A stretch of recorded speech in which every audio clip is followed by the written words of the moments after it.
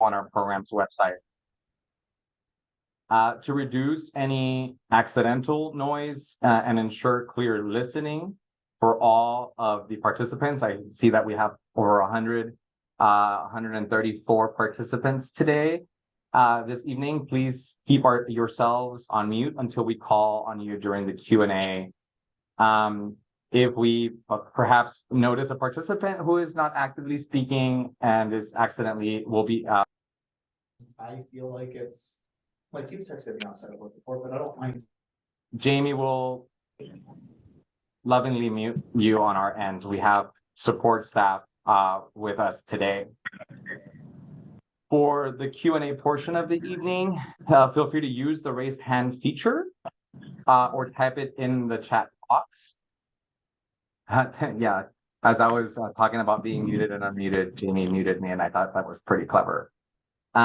We'd love to see your faces, so turning on your video is optional, but encouraged while speaking. It's kind of nice to be able to see just the beautiful faces that make up California and that are here with the community with us today.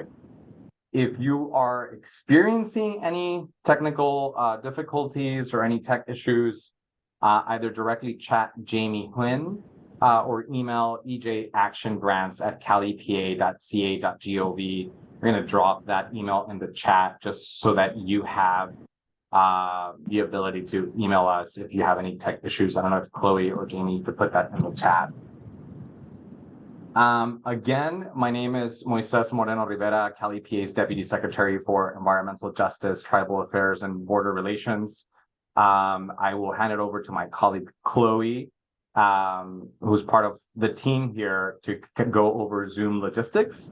Before I do that, however, I just want to say deep thank you and gratitude to all the folks that have been a part of this process to date. So Chloe, on to you. Thanks everyone so much for being here. We will be doing introductions right after this slide. We just wanted to get a little bit of admin out of the way. So for Zoom logistics, please use the raised hand feature if you have a question or comment. The raised hand option is located under the reactions in your Zoom toolbar. And once you click it, a hand will appear next to your name. If you're calling into the Zoom meeting via phone, please press *9 to raise your hand. We'll let you know when it's your turn to speak, and you can press *6 to unmute and press again *6 to mute yourself once you're complete. All questions will be taken in the order the raised hands are received, and we will also be monitoring the chat box. And then we will dive into introductions. Hi, Chloe is my name. She, her pronouns are good for me. Thanks so much, everyone, for joining. I joined the Environmental Justice, Tribal Affairs, and Border Relations team at CalEPA last November, so I'm relatively new, but really happy to be here and get to know everyone. And I'll pass it off to Moy. Good afternoon, everyone. Thank you for being here. We have had such a incredible public process where the amount of emails, one-on-ones, and just feedback that we've received, we're in deep gratitude to you, to the tribes that consulted with us to make this program that much better. I do want to remind folks that this is just round one, and this is just the first process. So if there's any fine tuning that we still need to do, which I know that we still need to do, there'll be future opportunities to do so. For today's meeting, however, we are talking about the grant guidelines that were released on August 29th. And we're currently open for grant solicitation with a deadline of October 13th. I want to again introduce myself, Moises Moreno Rivera, CalEPA's Deputy for EJ, Tribal, and Border. So I will now hand it over to Chloe to kind of go over the agenda and what we have in store for today. Sure, great. So first, we will be doing a California Environmental Protection Agency overview. We'll be going over the funding priorities for the new Environmental Justice Action Grant Program, going over applicant eligibility, going over the application itself, which is located in Appendix B of the program guidelines. We'll be going over the application scoring, timeline, and then we'll open it up for Q&A. And then I can go into some learning objectives for today that we're hoping. So one, the purpose of this is to learn about CalEPA's Environmental Justice Action Grants program. We want to be able to review the grant components and the application process itself. And then we hope that you, the participants today, really get a broader understanding from the Q&A and broader conversation with all y'all on the call.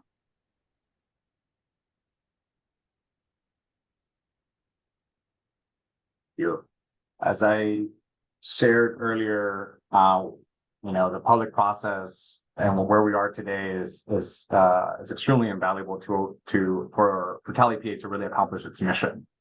Right, when we're really talking about this program and where it stems from, right, building on the EJ Small Grants program, going from projects with a cap of 50,000 to projects with a cap of 300,000. And just the flexibility with the dollars that we currently have, we can't accomplish CalEPA's mission without your input, without your participation. So on behalf of us, I just want to say again, thank you. Thank you for this. This program itself is a collaborative effort between CalEPA and its boards, departments, and office. This program, and as we'll go over today's presentation and as reflected in the guidelines, it really has been a collaboration with CalEPA's environmental justice liaisons, our finance teams, our supplemental environmental projects teams, and it's really taken a village internally and externally to get to where we are today. So for those that are not familiar with CalEPA and its boards, departments, and office, we didn't want to make any assumptions for anyone coming in today, but we did want to kind of give you an overview of who is a part of us and all that has taken us for us to be here today. Part of this effort, right? Part of this effort is really to be a little bit more intentional, integrating some of the best practices that we've learned, some of the shared objectives that we have within CalEPA's umbrella. And I hope that that's reflected in the guidelines and part of the conversation we'll continue to have. So to get us started with the EJ Action Grants program itself, so the legislature allocated $25 million overall to CalEPA to focus on 4 legislatively mandated criteria or key areas of concern, right? So for those that are on the phone, the 4 key areas are supporting emergency preparedness, protecting public health, improving environmental and climate decision-making, and strengthening enforcement. And those are 4 things that the legislature asked CalEPA to account in disseminating these funds. And that in and of itself is extremely important because that work intersects with so much of what we do already, and it intersects with our interagency collaboration. At the same time, yet CalEPA has had a long history of furthering advancing environmental justice. While we still have a long way to go, and we have so much work to do, we wanted to build on those efforts. And we're very delighted that the Newsom administration also has signed an executive order in 1622 that further cements the commitment as the administration to embed equity in all that we do. So we interpreted the executive order and our CalEPA's mission and our goals and objectives to really add the environmental justice layer to these grants. We want to make sure that as we're delivering on projects on public health, on decision-making, that we're also making sure that this is hitting at the core of our commitment to further advance environmental justice. So hence our funding priorities kind of are shaped by this. we've heard it loud and clear that environmental injustices manifest themselves differently in different communities, and that perhaps a singular tool, a singular tool or a singular definition of disadvantaged community or extremely distressed area or extreme disadvantaged community, it's not a one size fits all. And so as a result of this, in furthering advancing environmental justice within our agency, we've made it so that communities know their neighborhoods best. They know their areas best. So we're giving the flexibility as part of this program for you to choose the tools that tell the impacts, the environmental injustices in your community. So we're not just limited to one tool. Historically, the EJ small grants only used CalEnviroScreen. This program itself, to further this commitment, is we're allowing for communities to be able to use a multitude of tools to really show the need and demonstrate the need that best captures by a subset of different tools, not just one. That could include either EJ Screen, it could include CJEST, the new federal tool, it could include the Community Fact Finder tool. We just want to make sure that it's clear that as you're developing and you're thinking through of the potential projects that you may have, that you have that flexibility, and that that we kind of moving in that direction of giving communities that agency to be able to make that determination for themselves. And I will give a quick overview of eligibility for the program. So CalEPA will accept applications from federally recognized tribes, 501c3 nonprofits, and organizations receiving fiscal sponsorship from 501c3 organizations. All applicants must be organized in the state of California or legally authorized to conduct business in the state of California. And this is in section 2.1 of the guidelines. Hi, Sari, I see your hand, and Shay, I see your hand. Should we wait to do questions, or should we do them now? Let's continue. We're going to be saving questions at the end, or we could do we anticipated doing questions at the end. However, I also want to get a pulse check. Do we want to take a pause here and answer questions and take 3 questions now, or should we? I just want to make sure that there's folks that may have to drop off earlier. But we did anticipate for having a Q&A at the end. I just want to make sure that we have an equitable approach, being cognizant of people's time. Okay, let's continue, and we'll take questions at the end. And then in section 2.3, we talk about grant limits. It's kind of confusing language, so I'm going to break it down here. So one project is up to $300,000. You can apply for as many projects as you want. However, we will only be able to fund $500,000 per applicant per fiscal year. And the grant term is up to 24 months.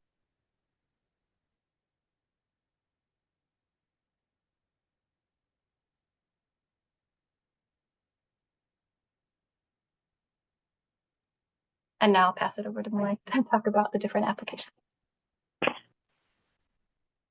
Yeah, thank you for that, Chloe. So one of the things that we've heard loud and clear in our EJ small grants process prior to this program, and a number of our colleagues within the CalEPA umbrella and across the administration, is that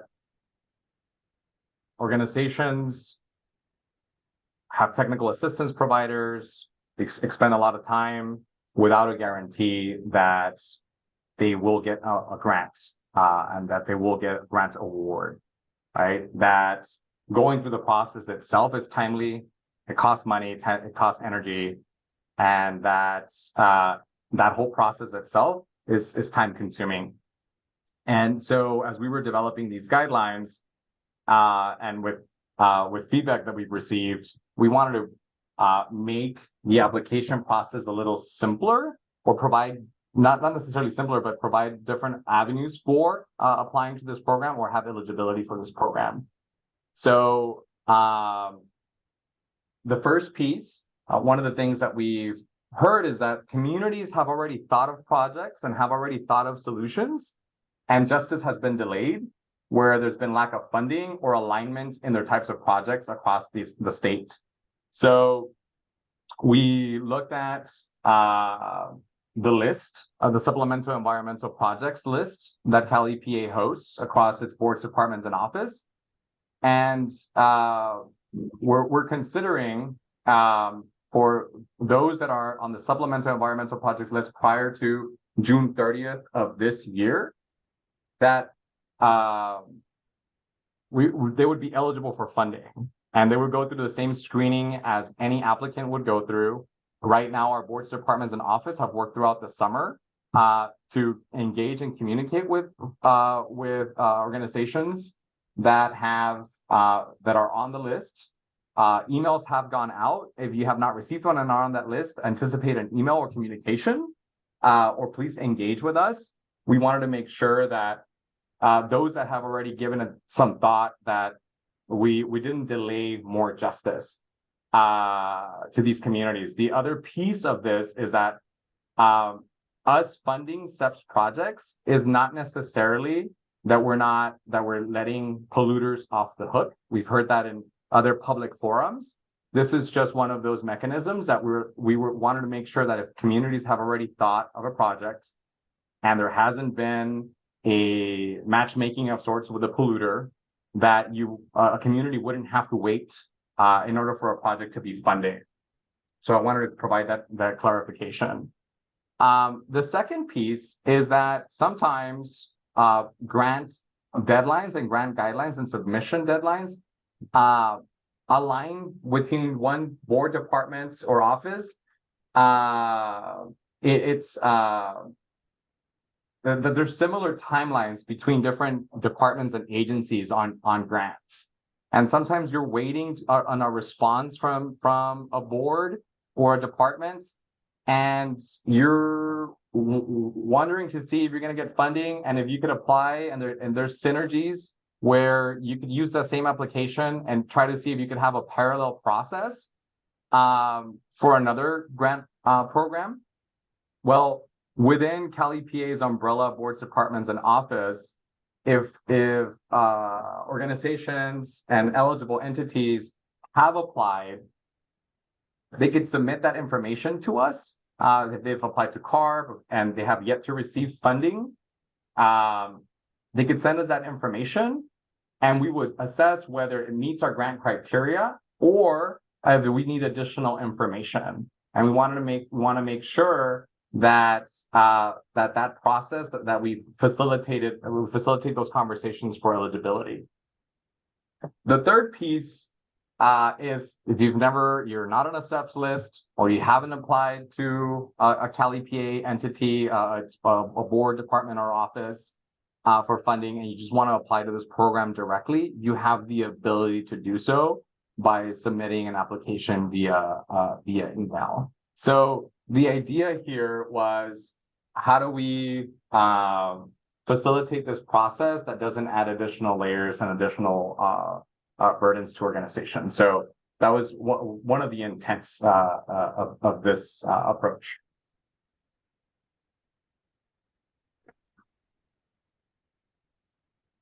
That being said, we've received a number of questions as to project ideas, project types, and the best place to look at for the types of projects that would be eligible is last year's EJ Small Grants awardees.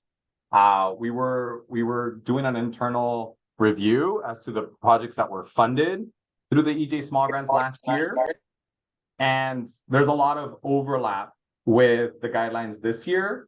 So last year's projects, if you want to go back and see that, you could see that at CalEPA's website. If we could drop the direct link for that, Jamie and Chloe, that would be a great for the participants here.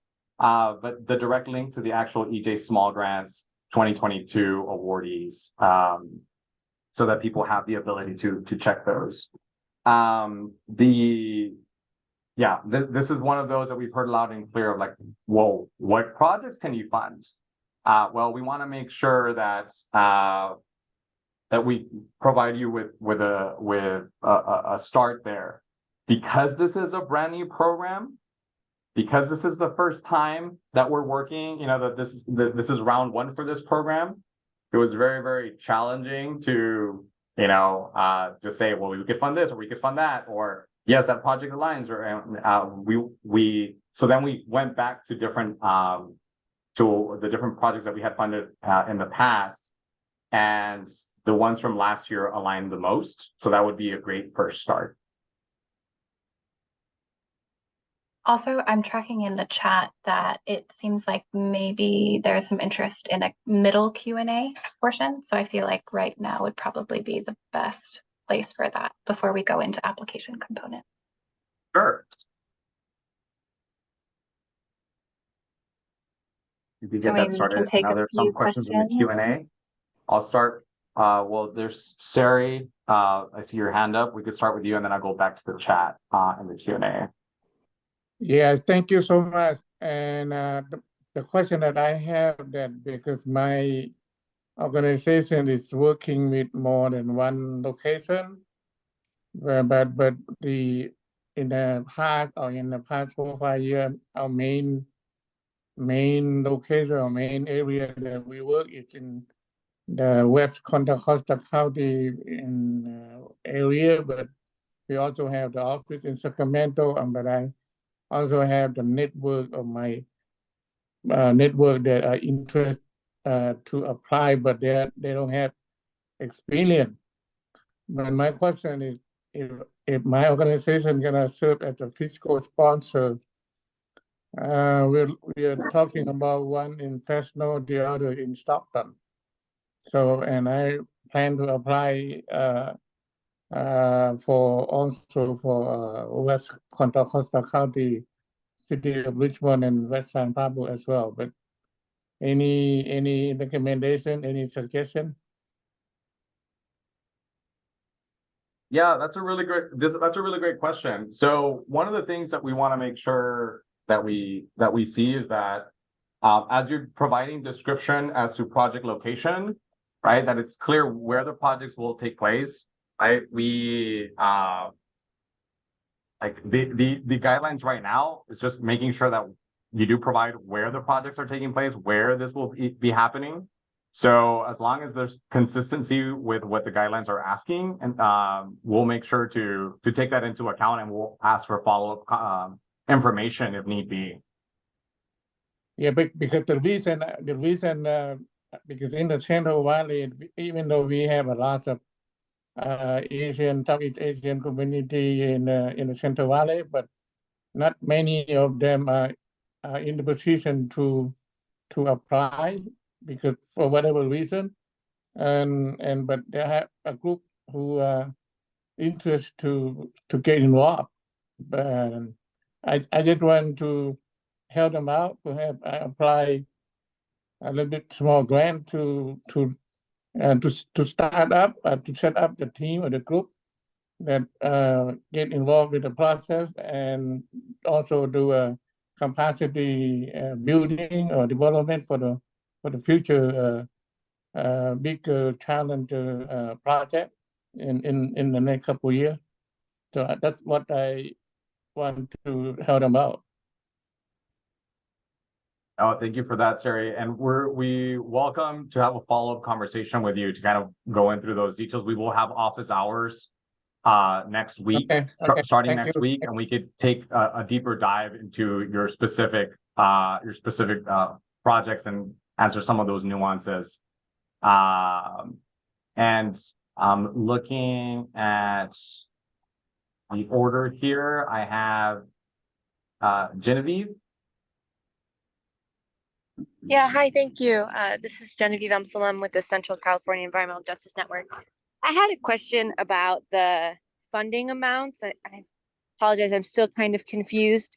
So I'm assuming that if we were to write an application for this grant program, the maximum amount would be for 300,000 over the course of 2 years.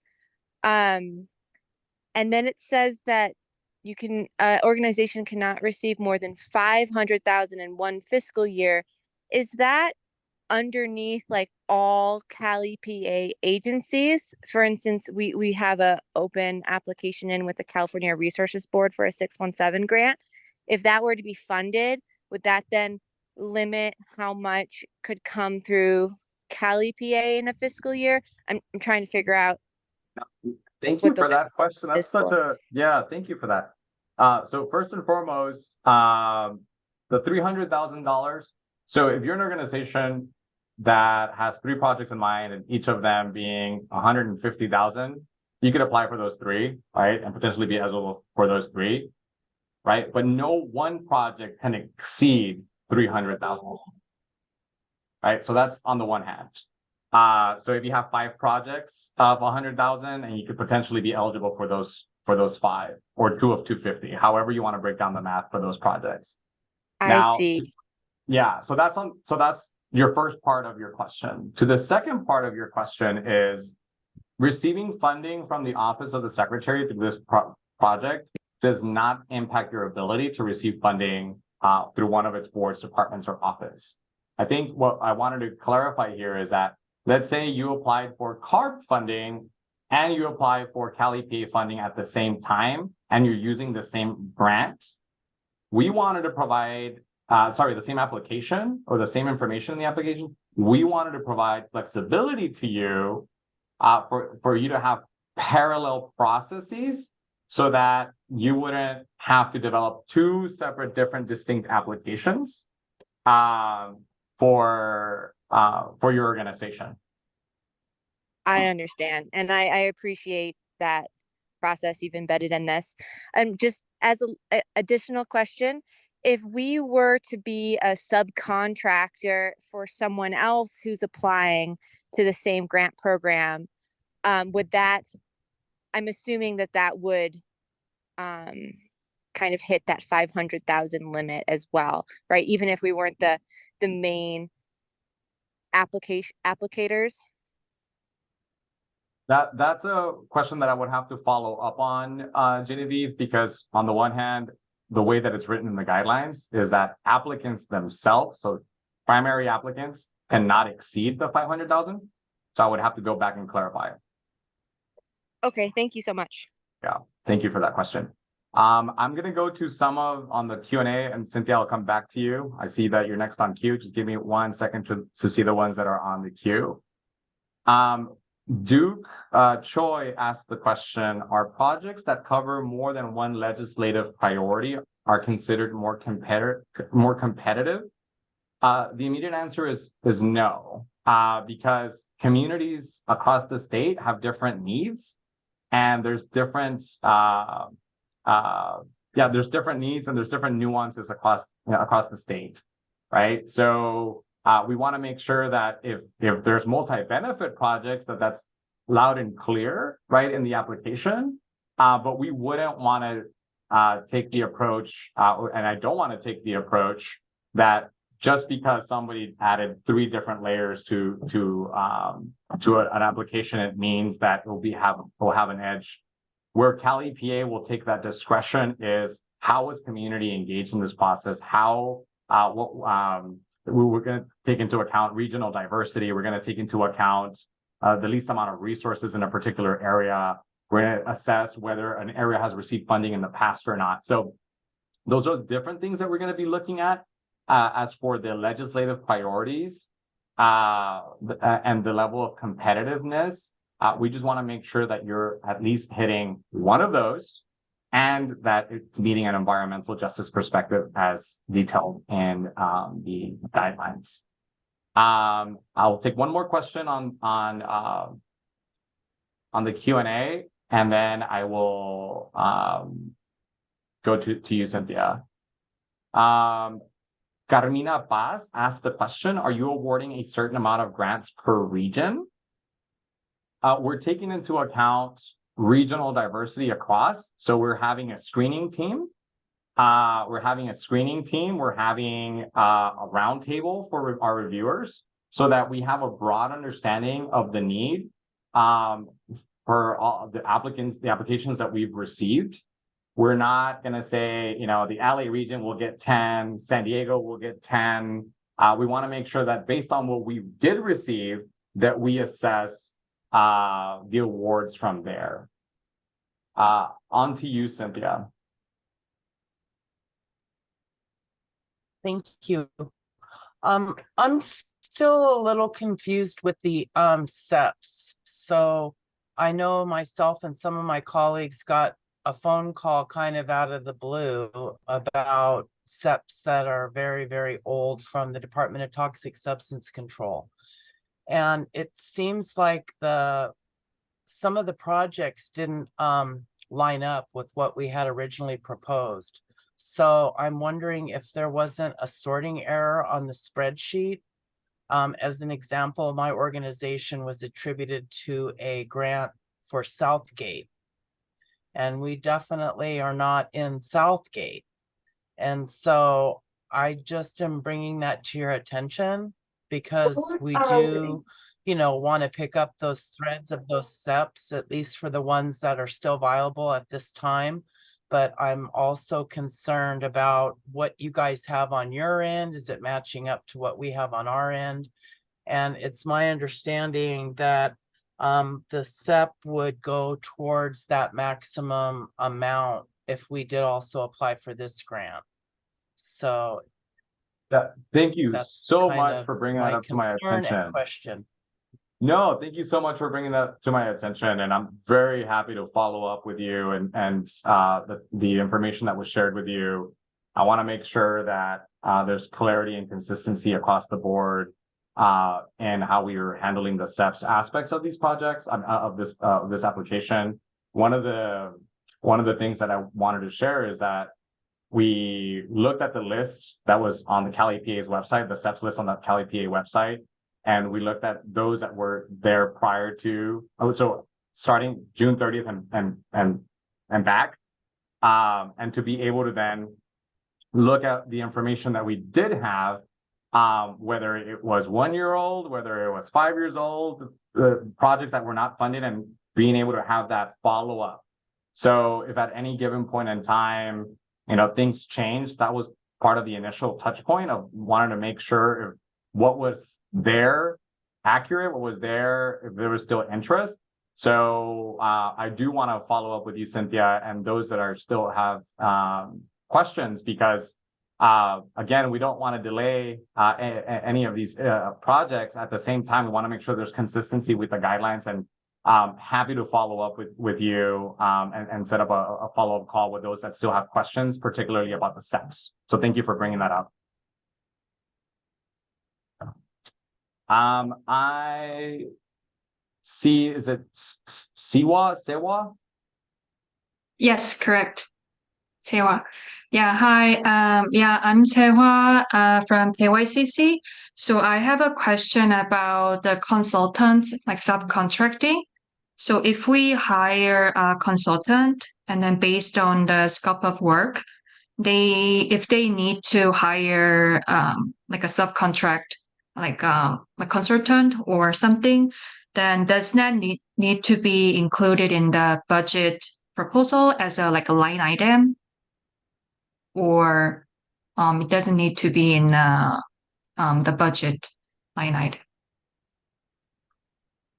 Chloe, can you look that up? It's one of those, I know that consultants, we want to know who the consultants are going to be ahead of time, right? We want to, not that it won't, there's times that it will change, right? But we want to make sure that the information that you're providing, that consultants are also abiding by the non-discrimination pieces that are within the guidelines, and that whomever is part of, this process is in alignment with the guidelines themselves.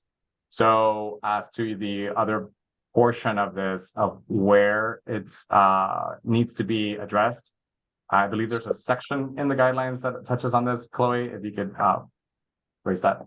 Yeah, so the rest of our presentation will go into application components and kind of about scoring and all that, and consultants is a piece in there. So we can definitely go over that there. I think if I'm understanding you correctly, you're asking if a consultant within a consultant needs to be a line item. I don't think that's, I think it just needs to be the consultant. But I think we would like to know anyone who's involved with the project. Okay, great. Thank you. Take one more question before we continue the presentation, just for the sake of the people that are here. So I have Tammy. Yeah, that's me. My name is Dr. Tamasha Shuri. I'm from Oracles of Truth Academy. And my question specifically is, when we submit the application for number 3, you're not a SC project or a DBO project, but you're just going to submit.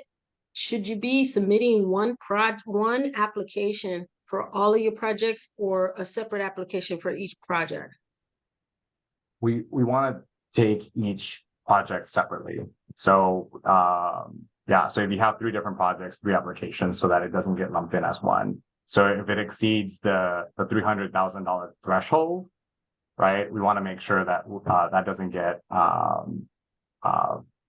So my understanding is we should submit 2 applications if we have 2 projects. That is And correct. 3 applications if we have 3 projects. That is correct.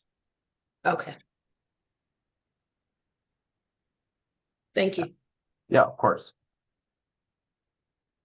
So again, we're going to proceed with the presentation to talk about the rest of the components, and then hopefully that clarifies some of the pieces there, and then we'll still have the opportunity to do Q&A towards the end. Can we pick up where we left off, Chloe? Yes, Manuel, we see your hand raised. If possible, we could answer your question at the end. I think there's 15 minutes left, maybe. Sure, absolutely. Thank you. Thank you. All right, so I think my screen is still being shared. Great. Really quickly, talking about application components. These are the components of the EJ Action Grants application in Appendix 2, which we'll go into more detail about in these next few slides. So there's eligibility and threshold documentation, a narrative section, and within the narrative section, there's also schedule table and a budget. So I will go on to talk about eligibility, and I'm going to pull up the application right here. So you will see this list at the end of Appendix B. If you are a 501c3 or being fiscally sponsored by one, we ask for a list of board members and documentation of 501c3 status. If you're a federally recognized tribe, we're asking for a list of tribal council members. For project applications with funding requests over $150,000, we're asking for financial statements, which you'll see here. And then we've gotten a few questions on letters of commitment. If you're partnering or plan to partner with another organization to complete the proposed project, we would like to have a letter of commitment from the partnering agency stating that they have the bandwidth and resources to support the project. And then lastly, we're asking for resumes of those who are involved with the project. We understand that resumes don't always capture the whole picture, and we do note that we welcome supplemental information. I believe it's in the narrative capacity section. So it's not just resumes. We welcome supplemental information as well about those involved with the project. And going back to our PowerPoint, I am going to pass it over to Moy.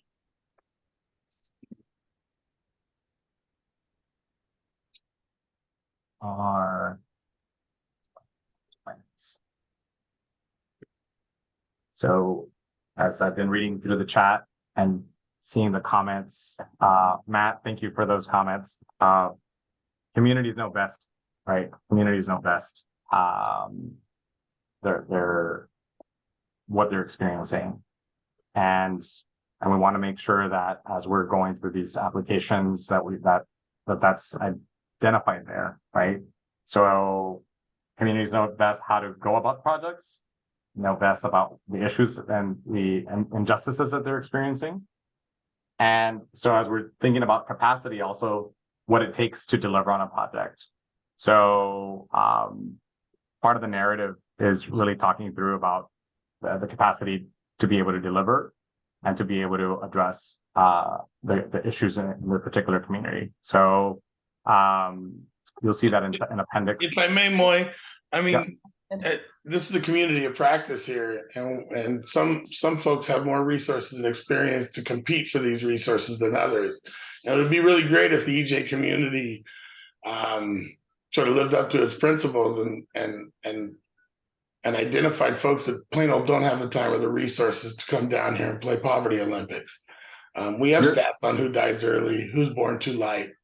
And we have public health data that really could be, I feel like that's what compliance with government code is. And I know we can't change the world right now in this first round of these action grants, and I'm excited about them, but I really hope to see some sort of learning ritual come out of this, where we comply with our own government code and do everything within our power to address historic inequality.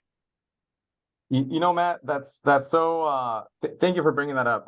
One of the things that we've heard in the first two community sessions, the first listening sessions for the draft guidelines, was particularly how we were going to have learned objectives. If this is a new program and we're calling them action oriented, right? If this is action oriented, then what's the action behind them? In our first listening session, we had students that were calling us in and inviting us in to improve. We had interns here from Comité Cívico del Valle through their Youth Leadership Institute, and it was very, very exciting to hear that. So on the one hand, one of the things that we're looking forward to round two, and we're working very closely with our communications team, is how do we map out where we've received how we've given out funding in the past. So actually looking back at the EJ small grants, where we've given out funding, where we're giving out funding for these grants, and we want to make sure that we have a clearer understanding of where our investments have gone. So we want to start with the Office of the Secretary, because that's a little bit easier for us here to start there, and then invite our boards, departments, and office and kind of go in that direction. But we want to start there as to start mapping where the gaps are to really see what that need is. The other thing we heard, Matt, and others that are here, is that I mean, there's monies that have been set aside from the 25 million for technical assistance. I came in and we were running against a timeline that was very, very challenging to develop and stand up a technical assistance program to really dig in deep to provide the capacity for those that may not have it, right? So that's one of the things that we're looking at for round two.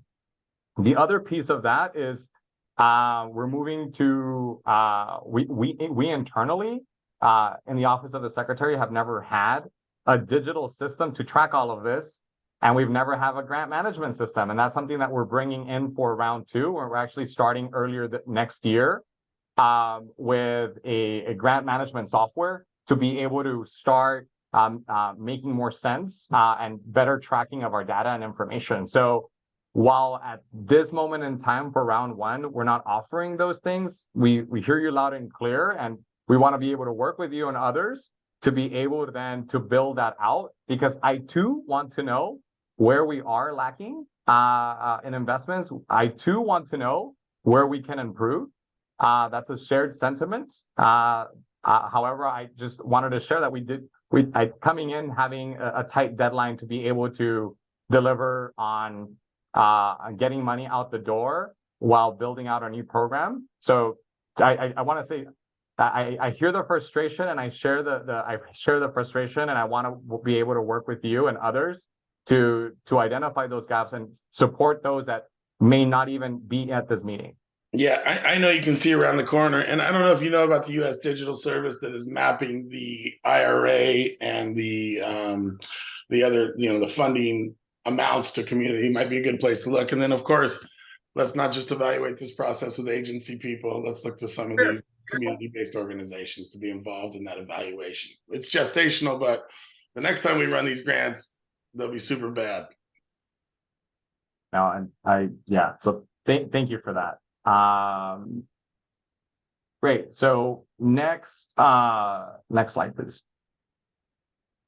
I am wondering if we should shift the tempo of this because there are so many questions.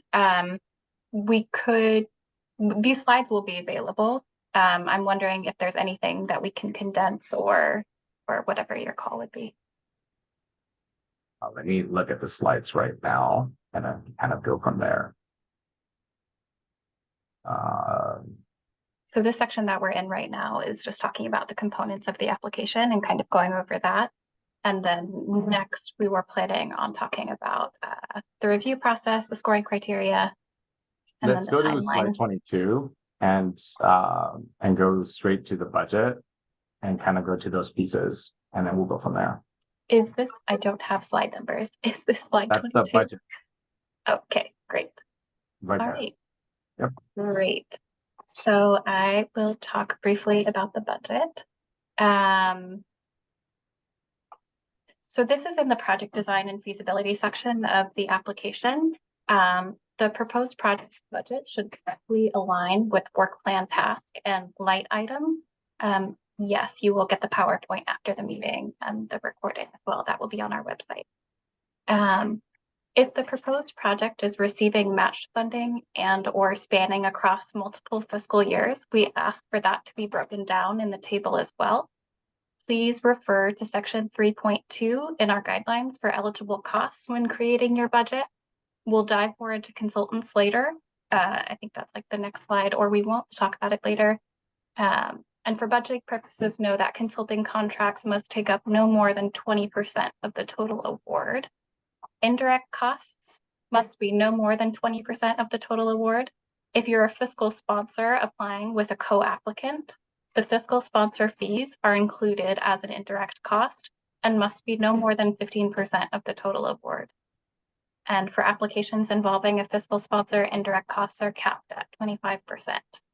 And then there's also a little narrative section underneath the budget table where we ask how this project is cost effective and how you're making best use of the funds provided.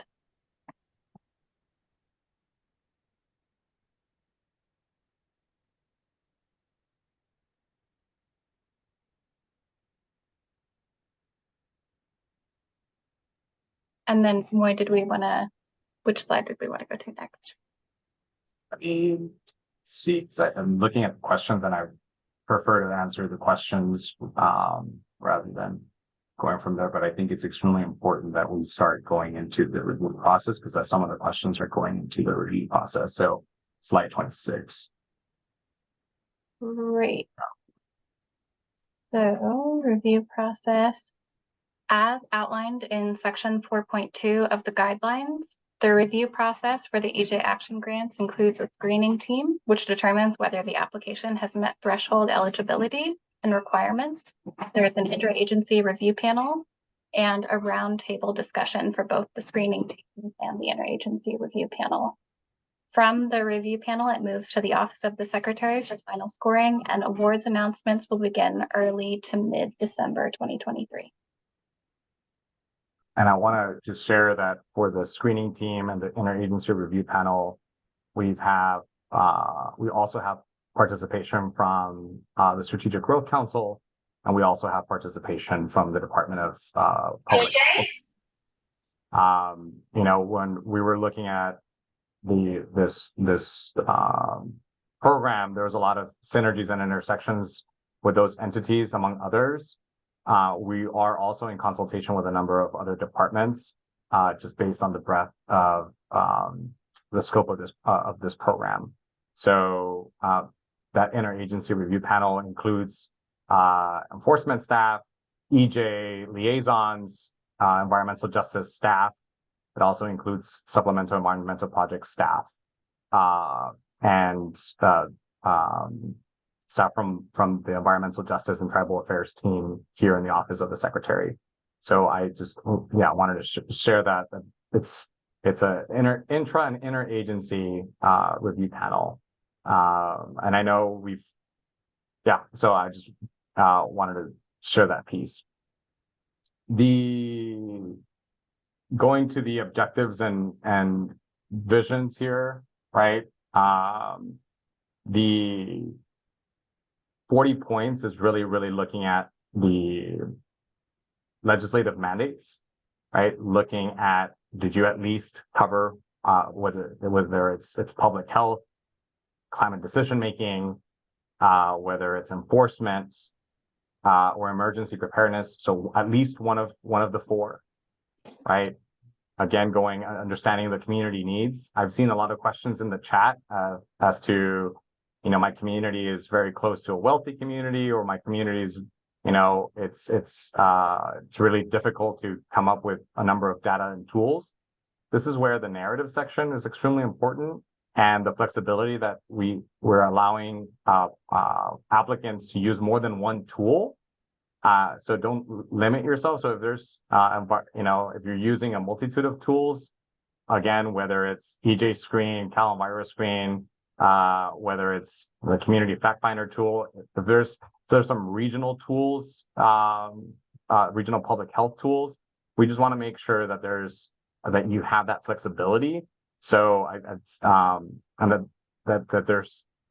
that's included in the application, so that when we're reviewing this, we could see the screening team and the reviewing panel has the ability to have all the information that they need for the scoring piece. Next slide, please. Similarly, right, just as you're describing the need for your community, just as you're describing the project and the scope, making sure that since you know the need, right, also how feasible it is and the timelines that it aligns, how you're leveraging other projects, how you're leveraging partnerships or consultants, and that there's a detailed budget and work plan that accompanies the broad scope.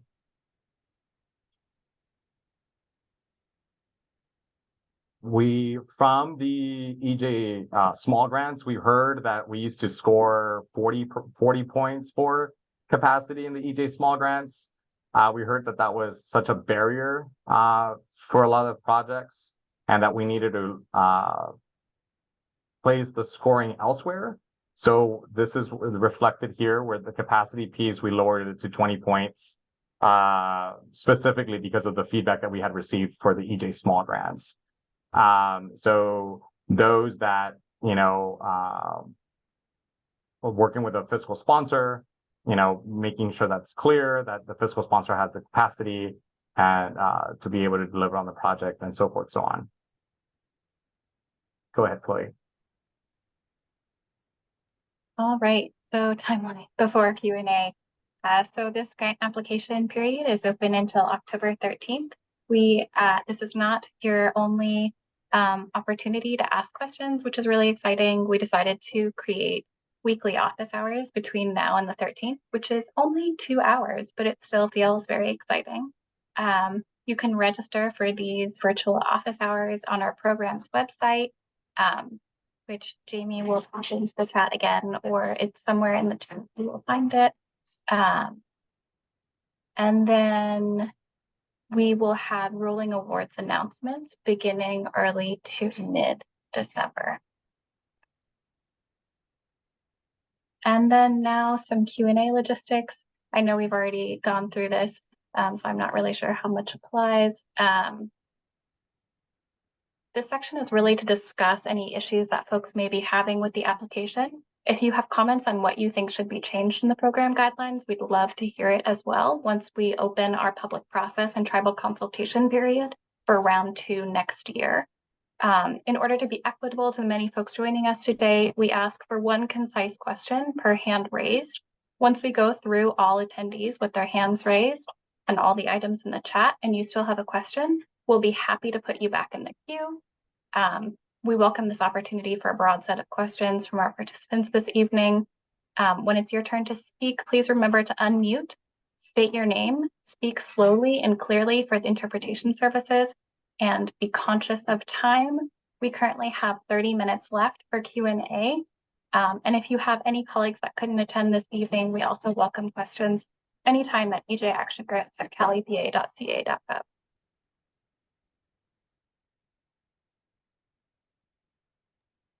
Manuel, thank you so much for your patience. Oh, thank you. Mine is a very quick question, and it's about returning applicants. So I know the difficulty between distributing funds and everybody get a chance, but also building capacity and existing. So what is the bar set, the bias bar? New applicants are sent to the bottom of the pile, or they are equally considered? Yeah, so that's a great question. You know, we want to make sure that new applicants, returning applicants have an equitable opportunity to apply and to be considered for this funding, right? So this is not about the whole idea of this funding is to make it as accessible as possible for new and returning applicants, right? And so the screening team has not been informed or advised for new applicants to be sent to the bottom of the pile. Rather, if they meet the criteria as stated in the guidelines, if they have all of that information that's required and they pass those thresholds, we don't see an issue why we wouldn't want to fund eligible projects. So I appreciate the question, Manuel, and I hope that answers your question. Yes, it does. Thank you. Jorge. Yes, hi. I had a question regarding sort of like the project eligibility. My name is Jorge Rivera Guilhem with the Healing and Justice Center, and we deal a lot with indoor air quality as it relates to habitability issues. And I looked through some of the grants from before, and it doesn't look like a lot of indoor air quality stuff was funded. So not quite sure if it falls within their purview of this grant opportunity. Well, indoor air quality, I mean, it goes back to public health, right? So I think that's one of the legislatively mandated components of this program is addressing issues surrounding public health. The other piece of this program is the environmental justice concern. And then the other piece is the tools and the how you're presenting that information for the need, right? So while there are no other projects like it, perhaps it's because yours needed to be brought up, right? So again, you know, the public health component is an important one, and that's why it's, you know, not that I'm saying that it will get funded. I was saying that hearing it, the eligibility component, if it meets the threshold, and if there was no other projects, it doesn't mean that we can't explore new topics, right? There's always different environmental injustices across the state, and we're happy to learn and we're happy to work with you. Does that answer your question, Jorge? Yes, it does. Thank you so much. Thank you. Marilia? Hi, I'm Mary Leah Kelly with Tri-Valley Cares, and I have a threshold question. My organization, I also received a call from DTSC about a SEP that had been accepted but not funded.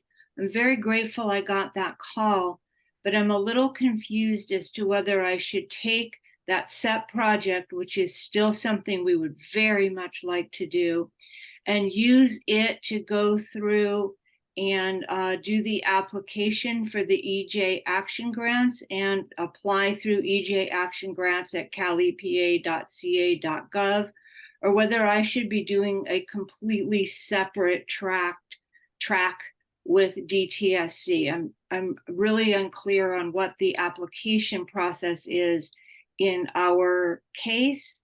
And the others who have a SEP that's been accepted that they're considering for this grant opportunity. So if you could talk to that would be great. And if you do a separate webinar, as you mentioned earlier, talking to Cynthia, I would certainly join.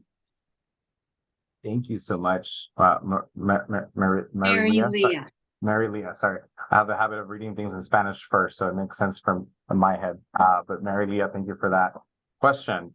So on the one hand, right, the goal here was to, if you were on the SEPS list prior to June 30th, 2023, right, and there was a potential project that passed the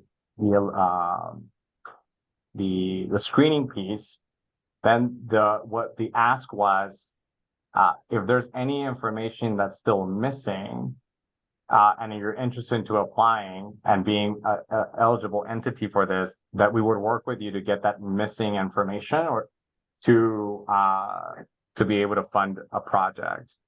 Not Okay. necessarily for you to have a brand new application. It was just to give us the remaining information to be eligible for that funding. It doesn't preclude you, however, from applying for a completely different project, right? It goes back to the threshold piece, right? If the project, the SEPS project doesn't meet the 300,000 or doesn't meet the, that piece, it doesn't stop you from applying for another project in another location or for another focal point. We just wanted to make sure that we let folks know, organizations know that if you had this project, you had already thought about it, you had already worked with DTSC, you had already put that in the, that was already on the list, that there's an opportunity for you to receive funding already. Not that you must take the funding. So that was the other piece. You're not forced to take the funding. Okay.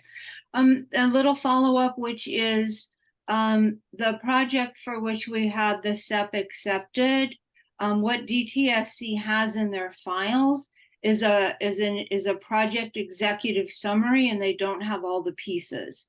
That's why I was a little confused in asking. I would not ever submit just what is essentially an executive summary. So should I use the EJ action grants as my guidelines for how I flesh it out to be eligible for funding?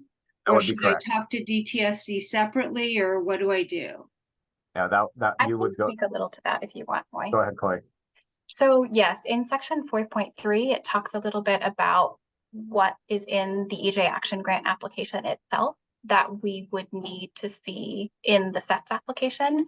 We totally know that all it is an executive summary. And we had our screening team look at the summary, see if it could potentially have some potential under this program, and reach out to see if it was anything of interest that you wanted to pursue. So that was the intent behind the SEP screen. All right, perfect. So I will flesh it out using EJ Action Grants, how you set up your proposal, and that's what I'm understanding. And if I'm wrong, somebody will let me know. And we can also have a follow-up conversation to talk directly about the SEP.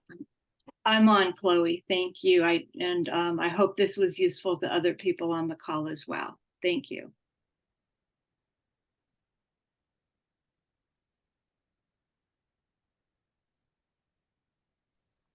I will take a question from the Q&A and go from there. So is there an expectation to purchase, so this is Maria Moody. Is there an expectation to purchase tools and equipment? As community organizers and advocates, our most valuable tool resources are staff time. Is there an expectation to purchase tools? There is no expectation. If you have a project proposal that does not require you to purchase tools and equipment, you don't necessarily have to. We just want to make sure that if you are going to purchase tools and equipment, that there's guidelines for that. So I just wanted to clarify that. So thank you for that question. Juan Kanagi. Hi, good afternoon, everybody. Thank you all. I think it was Jaime answered my original question about whether food justice programs might be of interest to CalEPA. I'm not sure if food justice, like youth urban farming, falls within those four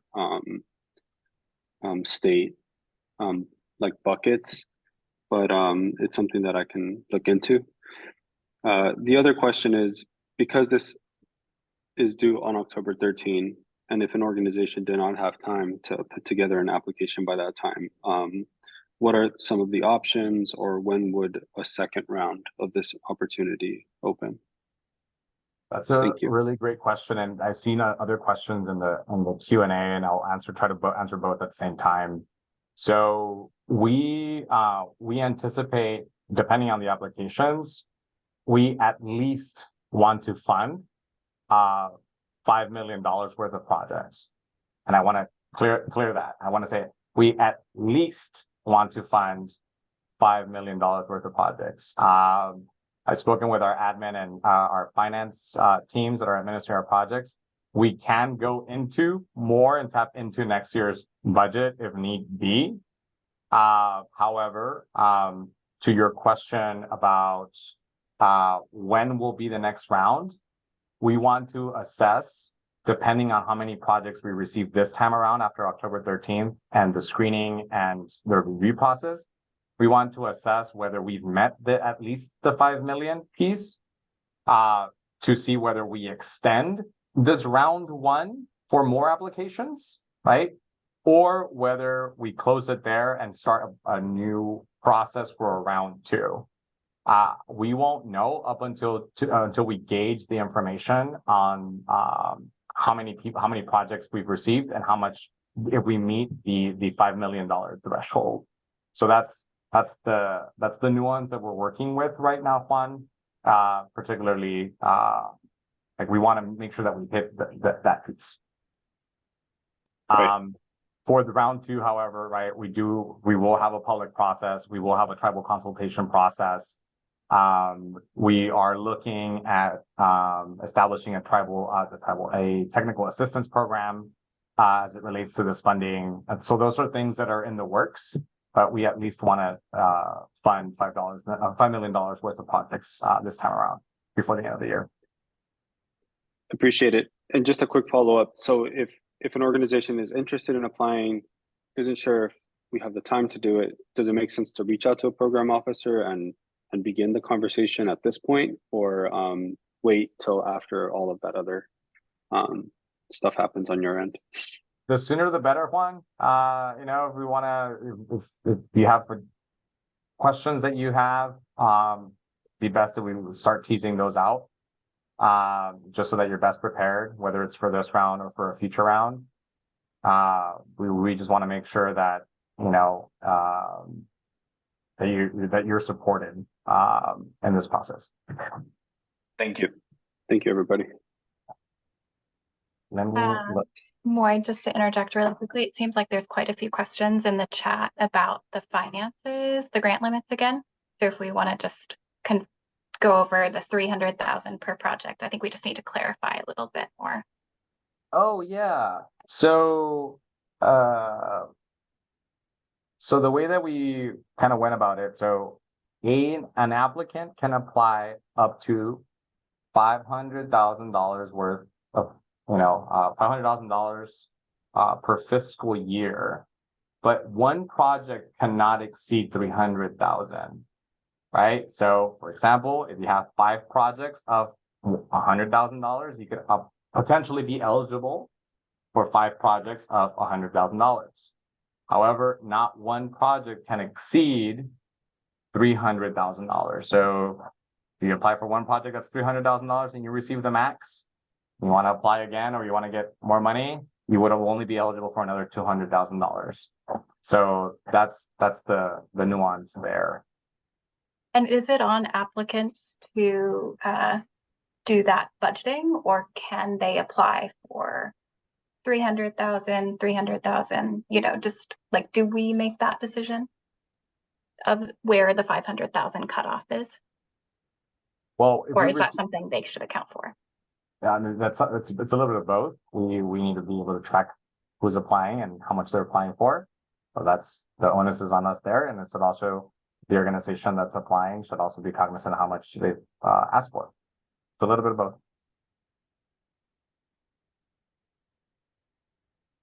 Great. Other questions in the chat, Chloe, before I go to the That was one chat? that Jamie just pinged for me, was happening a lot. Do we have a government code that sets these ceiling limits per org or per project? Like is this just some Department of Finance witchcraft that's outside? Matt, I'm gonna answer your question, but I would appreciate if you raise your hand like everybody else. Just that we have it on the queue. So I'm gonna answer your question. However, I do ask that you please do that just to be equitable with everybody else. So that was a policy call, Matt, based on round one and based on the capacity of the staff that we have right now in the office of the secretary. So I didn't want to being it was round one, it was a policy call, it was not a statute, right? So if organizations want a higher threshold in the future for round two, and if people are interested in raising that or lowering it or setting different criteria, we could entertain that in the next round. This one, there was not a threshold, Matt. It was more of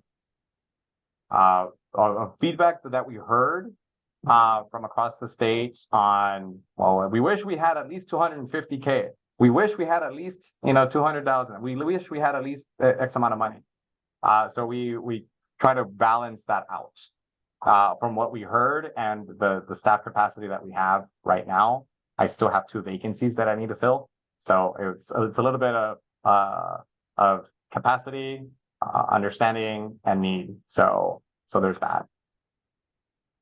Okay, Shay. Hey, I wanted to ask specifically if this grant, I as you are a government entity, applied to the federal 750K single audit threshold. I know sometimes it does with local and statewide, and sometimes it doesn't. And I just thought I'd ask. Last time we checked with our legal team, the answer was no. That makes my life. We could totally follow up with them and follow up with you. So you could drop your email, send us an email with that question, and we'll put that as a part of our FAQ that's on our website. Because last time we checked with our legal team, the answer was no. But I want to make sure that I confirm that, and we'll make sure to post that on the website. Thank you, and I will follow up. That has brightened my day, even temporarily. Thank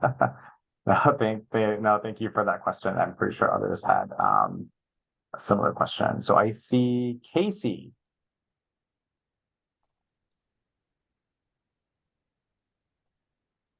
Hello. It's Casey Rios from the Demonstration Gardens in the Tenderloin in San Francisco. And I'm wondering if you can talk some more about what you're thinking in terms of capacity building. I'm thinking about the kind of capacity building that builds resilience in the community versus the kind of capacity building that makes my organization or other environmental justice organizations stronger. Can you say what you're trying to do with that? That's a really good question. So on the one hand, we've heard that we need to build coalition, organizations need to be able to build coalition and build partnerships, and they need the money to be able to do that, whether it's strengthening enforcement, attending government bodies and decision-making bodies in their respective communities, and that they need a broader set of community partners to be able to do that, and where it implicates community involvement compensation, and where we have funding that's flexible enough that allows for that. We've also heard that there's organizations that need the institutional capacity to be able to grow their team, to be able to do things that they otherwise wouldn't have with unflexible dollars. So we've heard a number of different ways that it's been described, Casey, and we wanted to, as we're really thinking through of removing barriers to of the 4 legislatively mandated pieces, right? We've heard from tribes that capacity building to them in emergency preparedness, it meant one thing, right? And in public health, it meant another, whether it's having access to resources, access to information. So it was broad enough that we then kind of took a little step back and said, well, how about you inform us of how you want to describe capacity building? We kind of took the Strategic Growth Council. It has a definition for capacity building, and that's essentially where we kind of stemmed some of the conversation on how we thought about capacity building. Then after we started hearing a number of feedback from community partners, we didn't want to limit to one definition. Okay, that's good. So in other words, we define for you and make the case. That's correct. Okay, all right, thank you. Yeah.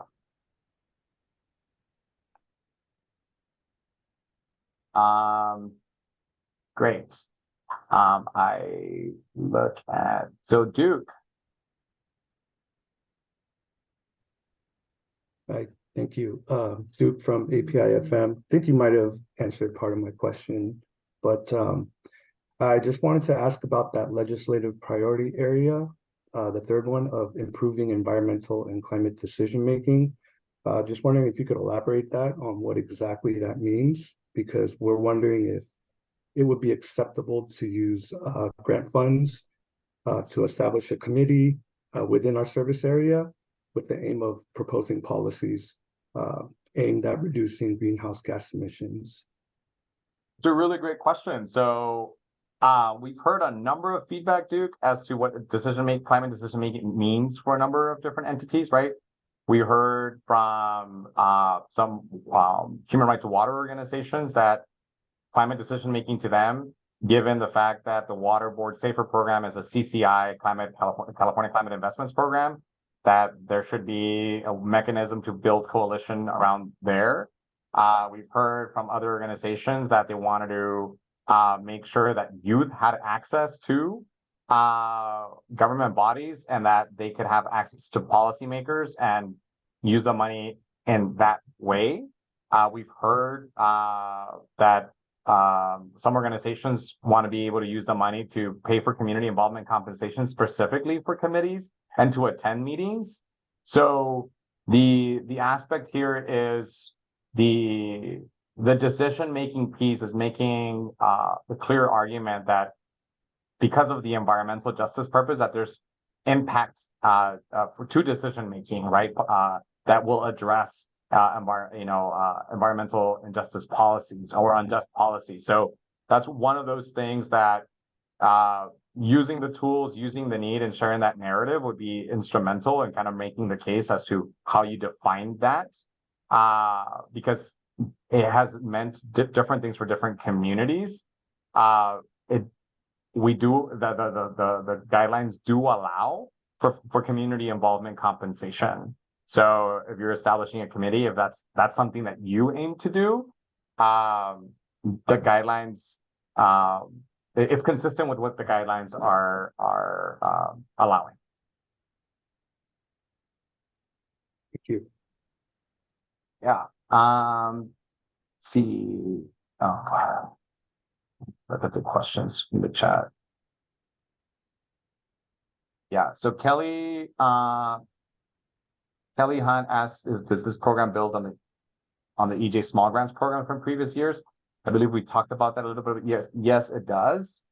And are those projects good examples of the types of projects that would be competitive for the Action Grants program? Yeah, I encourage you to look at particularly last year's programs for inspiration of what types of projects have been made considering this time around.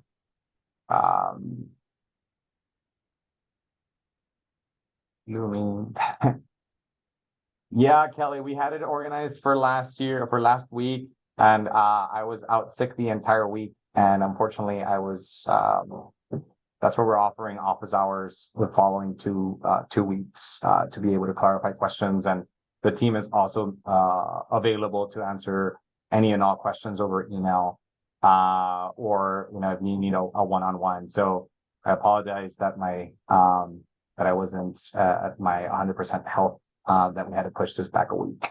Not my intent. I swear I'd like to be a healthy human. Valeria.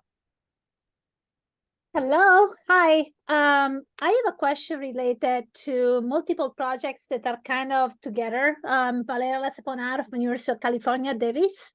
And so there are pieces of the project that are basically all connected to each other. Can we submit just one proposal showing how these pieces are related and specifying the budget, or do I need to basically split the proposal? Well, I want to take a step back. Is this UC Davis? University of California, Davisville. Yeah. So we had asked this. We had been asked a similar question earlier, which was if we have two different projects, right? Should we submit one application for? And the response is, if you have two different projects, it would be two different applications, so that you have the opportunity, if both don't get funded, right, or if they exceed the $300,000 threshold, right, that those two things are clear. But they're actually connected. It's like we're doing this, and then this is how we want to respond. So if we don't have the response part covered, then it's going to be incomplete. Let's talk about that more. We could do a follow-up with you, Valeria, specifically to kind of address those specific nuances. Okay. Thank you. Yeah. Thank you. Of course. Leo. Hi, this is Leo at Might Invoice. We're over in unincorporated Alameda County. We're just seeking clarity on what the fourth guideline and coordinated enforcement efforts means, or examples. So we're working with low-income tenant leaders in addressing toxic lead in our housing, and we want to address the enforcement gaps with the county. So would that activity fit, and do we need the enforcing entity as a partner? So the intent, so in the guidelines, I walked think back, because we've heard this question in a public comment. I believe it was the second workshop. One of the things for this in the guidelines that we clarified in the guidelines is we do not want to pressure anyone to have build a partnership with a government entity that they're holding accountable, right? We encourage it. We don't necessarily are asking you that you need to have them as a partner, because ultimately we've also in the feedback that we heard was that sometimes there may be tensions between the entities. However, as it pertains to the funding itself, right, being able to use the money to inform the county or inform the responsible parties of any potential violations or anything of the sort as it relates to the need for improved enforcement action. I see that consistently with what the guidelines are asking. So as it pertains to, do you need to have them as a partner? No. Again, we didn't want to make that a requirement, especially after the feedback that we received from the public comment. And that we've addressed it because we've heard that in the public comment period. Thank you, appreciate it.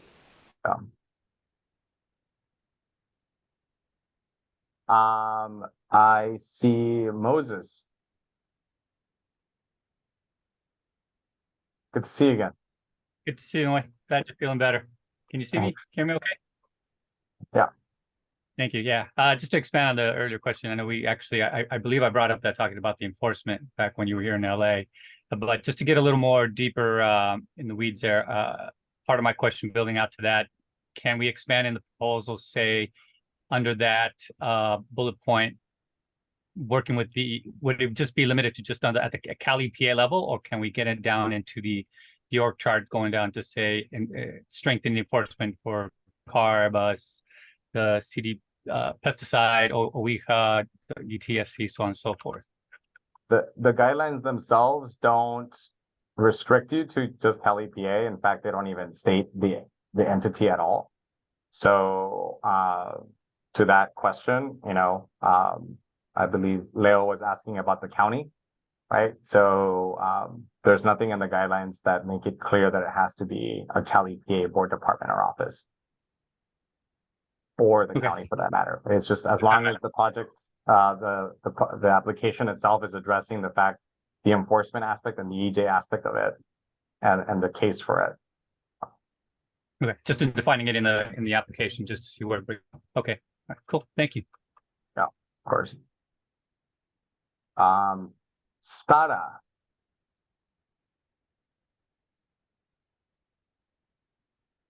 I think that might be me. Sara Cardona. Sara Cardona, sí. Thank you so much.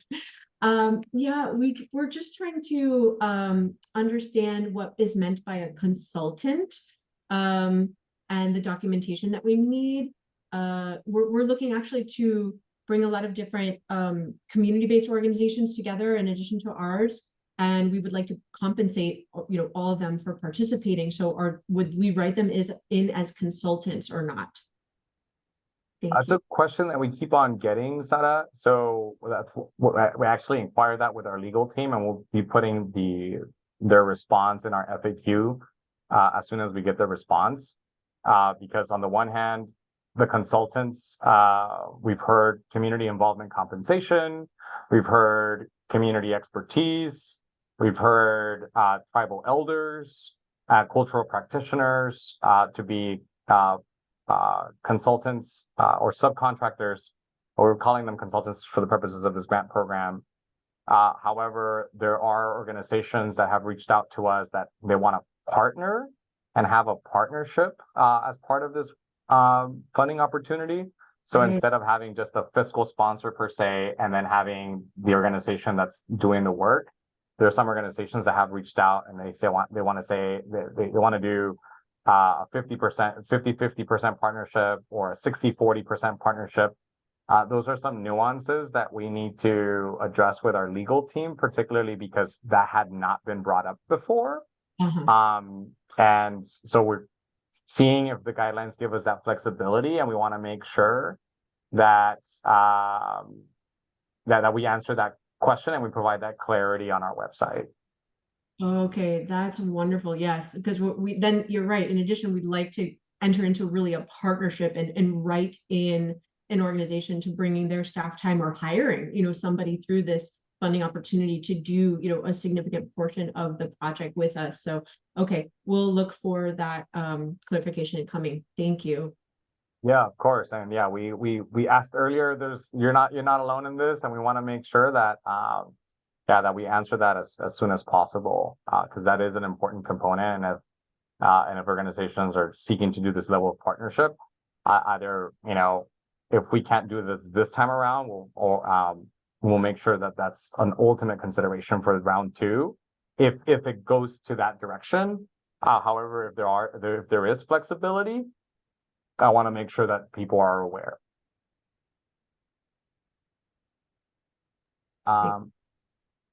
Rihanna. Hi, thank you. My question's actually almost identical to the last one, so it sounds like more info is coming on the consultant question, but just for added context, this is a project kind of led by a group of CBOs, and one was going to be the grant recipient to be able to support the others because they have more capacity. So in the end, it would kind of look like a 60-40 or a 20-20-20 kind of split with different CBOs who aren't necessarily consultants. And so we just wanted to see if that would be eligible if it's over that, you know, 20% of the grant, the total grant award. Yeah, that, you know, in the public comment period and the feedback that we received, that those things didn't immediately stand out, or, you know, we didn't take that into account this time around. And we want to make sure that's the reason why, as soon as the question came up to me earlier today, I sent it to our legal team, particularly just to see if the existing guidelines are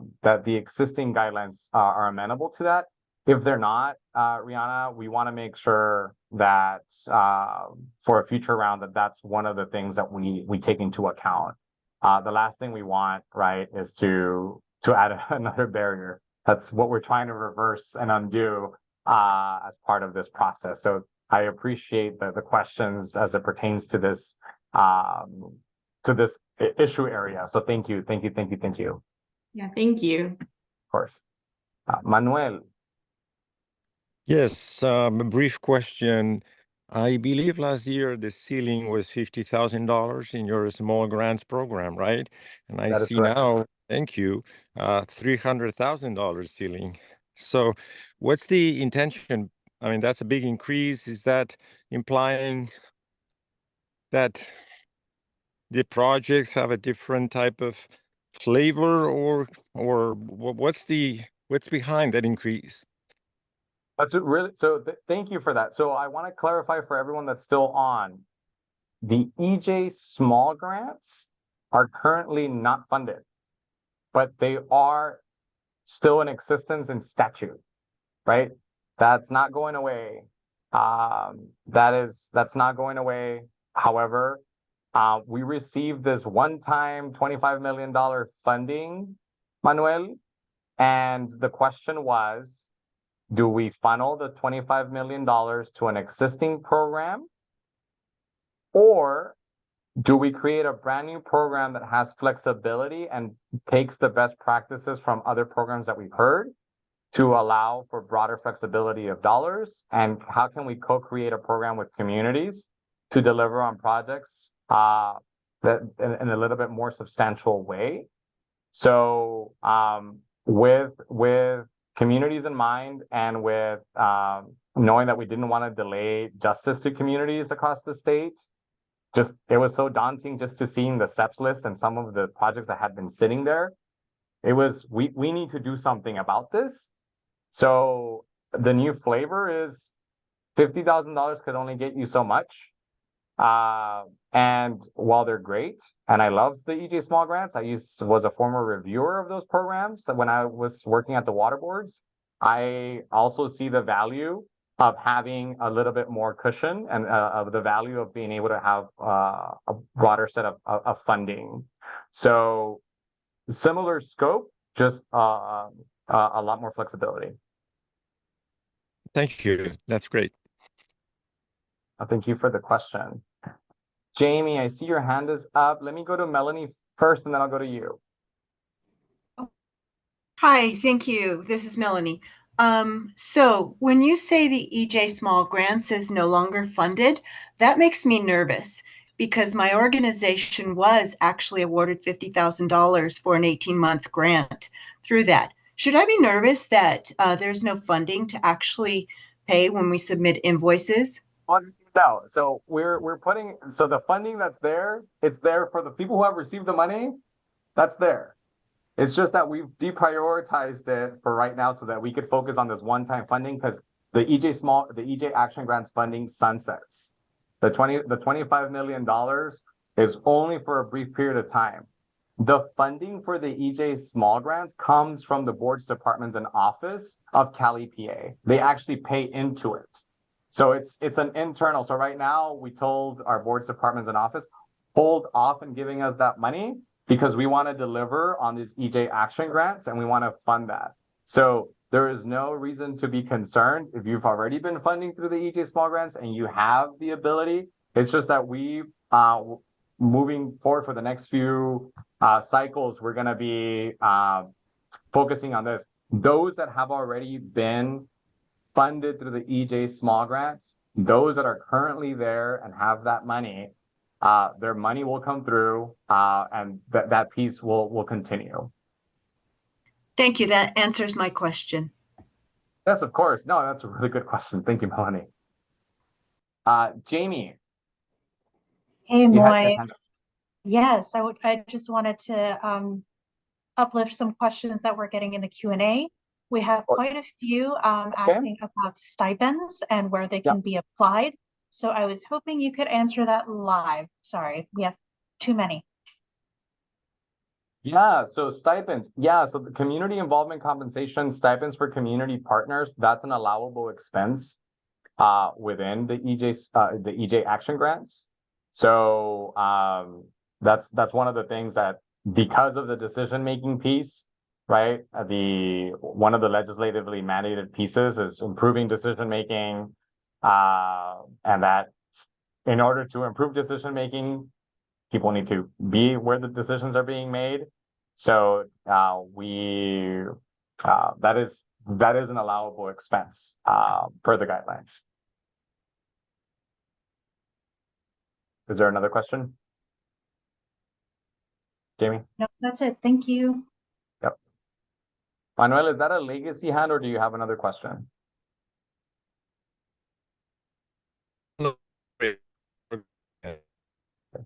I see that we're at time, but I see a number of questions that are in the chat, so I'm going to try to go over as many as possible.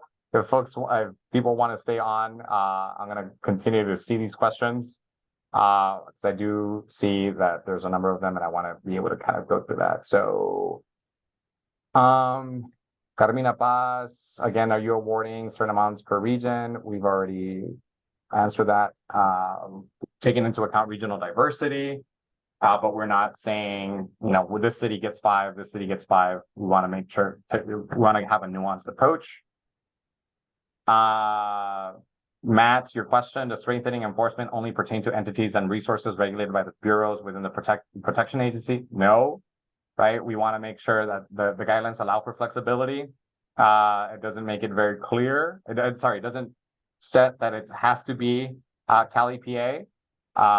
We've heard from community partners that they want to work with their air pollution control districts, that they want to work with their local regional water districts and et cetera. So I want to make sure that that's clear here. Let's see. So if we submit multiple proposals, should we adjust the budget to a total max of 100K? Yeah, so example for 200K for one and 300K for the other, or we apply for 300K for both. If we're both approved, would be one be funded, not the full amount. Yeah, we answered this. We want to make sure that it's a little bit of both. So, if you're applying to the 500,000, right, 200 and 300 for the other, having that clarified, it would make it easier. So that instead of our staff kind of going and saying, well, we're seeing, it'll just make it easier on both ends to answer that question. If the projects are connected, do we need to submit a single application showing the details of how they're connected? Valeria, I believe we asked for us to follow up with you just because the nuances of the question. And happy to, I believe you have an email account. We could kind of walk through with that with you. Manuel, in other words, do we assume or understand new applicants' bias? No, we answer that directly. We wanted to make sure that we encourage new applicants. We wanted to just make it easier for those that had already been applying to things or that had been delayed in receiving funding through SEPs, that there was just a more opportunities for you to receive funding. Can we submit an Excel document for the questions that need to be answered in table format, or would you prefer those answers in formatted table with the narrative Word document? Ava, if you're still on, can you clarify that question? Hi there. Yes, I'm still here. You can hear me? Oh, Vinka, so sorry. Sorry. I was going so fast and I forgot about interpretation. Major apologies, Vinka. Go ahead, Eva. Yes, hi. Yes, my question was just there's a couple of questions that ask for the question to be answered in table format. I didn't see any templates provided, so I was wondering if applicants should be, so it seems that applicants should be making their own templates for these, so I was wondering if it makes more sense for applicants to submit these in Excel, for example, to have an additional attachment that's an Excel document, or if you want sort of a table created in the Word, narrative document under those applicable questions, and how you'd like that submitted. Same question, I wonder. Thank you for asking that question. Yeah, thank you. Chloe, do you want to take that first? Sure, yeah. So you're correct that we don't have a template up right now. I think I believe we're going to have as an option the template that was used for the EJ small grants. So we'll add that up to our website And I don't see an issue with you submitting an Excel sheet in addition, if that's what feels best to you. We're all about just making it easier for you, and the reviewers will find what they need to, as long as everything is clearly labeled. Yeah, this is simply, I have a supplemental question. For example, the guideline like asking for a letter of commitment, provide a letter of commitment. So I just write a letter and paste underneath of that item. Yeah, go ahead, Chloe. I can follow up I- with you on that if you'd like. There's some more information. To the proposal. Yeah, Seti, we can most definitely follow up with you and schedule a one-on-one with you to answer those questions. I do want to say thank you to everyone that has been with us today. Thank you for all the questions. We do have 2 more opportunities, 2 office hours, one next week on October 3rd and the week after on October 9th. We do have office hours during that time. The Zoom links, the times are on the website. So if we could drop that on the chat, please, I welcome that. I want to thank all of you for, for your holding us accountable and for making sure that we're delivering on these projects across the state. Thank you for your public feedback. Thank you to the team that's here. Any follow-up questions, please email ejactiongrants@calepa.ca.gov. Appreciate your time. Have a good evening, everyone, and saludos from Sacramento. Thank you. Thank you so much. Thank you. This was great. Thanks, Thank you. Thank you.